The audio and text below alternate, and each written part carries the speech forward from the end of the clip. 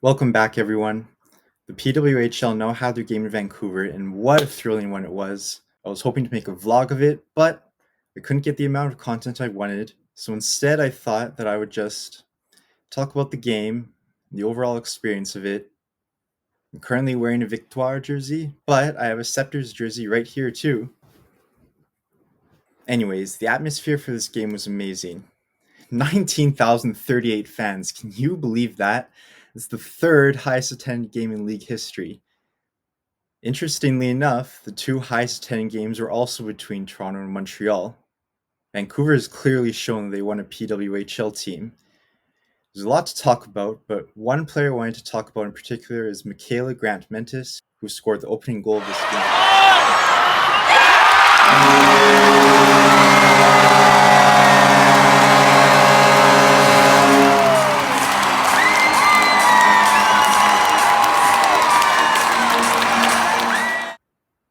If you don't remember, she was released by Ottawa last season after playing just 6 games. I don't know why they did that. I assume that it may have been an off-ice issue, but they have to be regretting it now. Not only did she open the scoring, she also assisted on the second goal of the game. At the end of last season, she was playing top 6 minutes with Montreal, which I wasn't exactly confident in them doing. But this season, she's been put into a third-line role and has provided great depth for the team. They didn't seem to have a ton of trust in their depth last season, as it was shown in the playoffs, but now they've got a deep team that's looking like they're going to go far. Also, Marie-Philippe Pwhl returned to Vancouver after being a part of Team Canada in the 2010 Olympics and had the crowd going wild. She scored 2 goals in the game, including the winning goal, just like she did in the gold medal game back then. And number 29,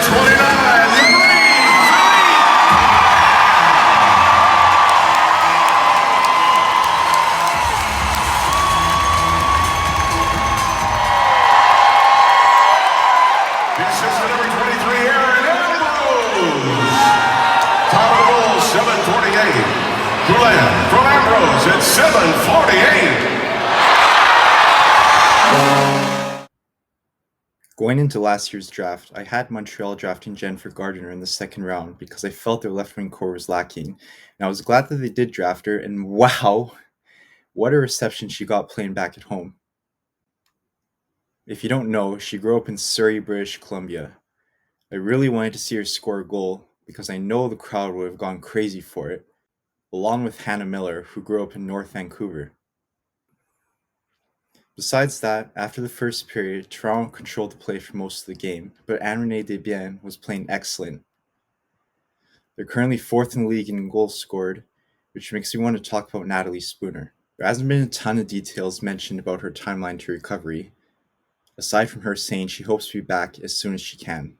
One problem with Toronto seems to be their lack of faith in their depth, which you can see by the players' time on ice, which I may talk about in another video. They did bring in Daryl Watts, who's from Toronto, to help pick up some of the scoring that Spooner carried for them last season, which she has pitched in so far, but it feels like they may be relying on Spooner too much. Plus, they drafted Julia Gosling in round 1 of last year's draft, who's been given comparisons to Spooner, but so far, she hasn't been put in a role that has allowed her to reach that potential. I was expecting her to play on the second line, but she has spent all season to this point on the third line. And Kristen Campbell is currently playing similar to how she was at the start of last season. There's still time for the team to pick it up, but she needs to find her game. The defense in front of her hasn't been the most solid either, with them seeming to rely too heavily on their top pairing. We've also yet to see Megan Carter play this season, with no timeline on her return, but when she does come back, hopefully that will give more depth to the defensive core, because they're looking like they need that right now. All in all, this game was an awesome experience, and I'm so glad that I was able to be a part of it. I'm super excited for what the future of this league holds. Let me know your thoughts on where you think the league will expand to next season. Could Vancouver get their own franchise sooner than later? Anyways, I'm super pumped up for what the rest of the takeover tour will entail. Denver is next. I'll see you next time. Bye.